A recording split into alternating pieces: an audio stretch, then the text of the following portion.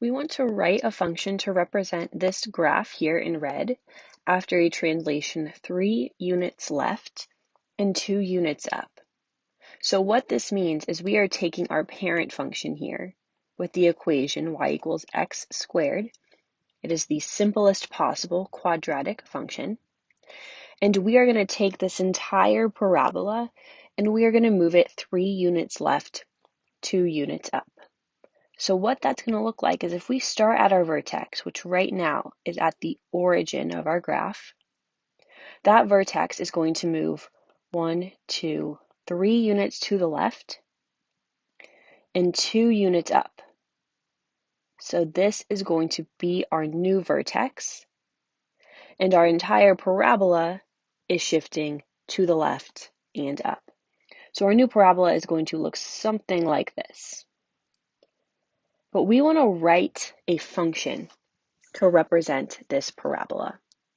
And to do so, we are going to need to use transformation form of a quadratic. And so what that looks like is y equals a times x minus h squared plus k. The h, k values represent our vertex. The h and the k values represent our vertex.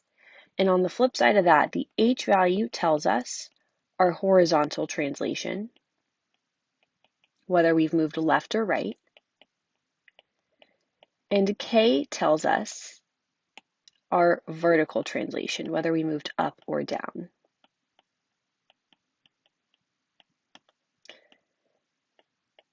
And if our h value is negative,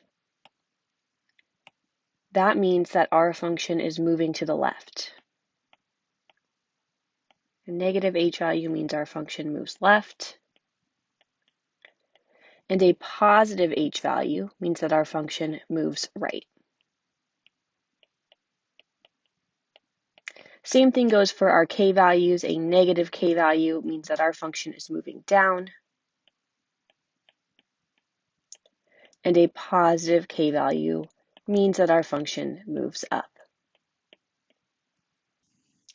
We have already identified the vertex of our new translated graph. We said that our function moves 3 units left, so the x value of our vertex is going to be negative 3. And then the y value of our vertex is going to be 2 because we have moved up 2 units. So this represents our h and our k value. H is equal to negative 3 and k equals positive 2. So now that we know these values, we can substitute them in to transformation form of a quadratic.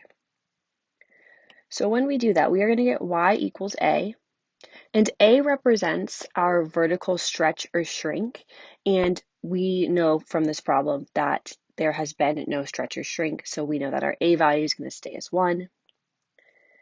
And then we are going to have x minus h, and our h value is negative 3, and our k value is 2. So we can simplify this a little bit further. When we subtract negative 3, it means we are adding 3. And so this is our final equation here. Y equals x plus 3 squared plus 2 tells us that this function, our parent function, has moved 3 units to the left and 2 units up.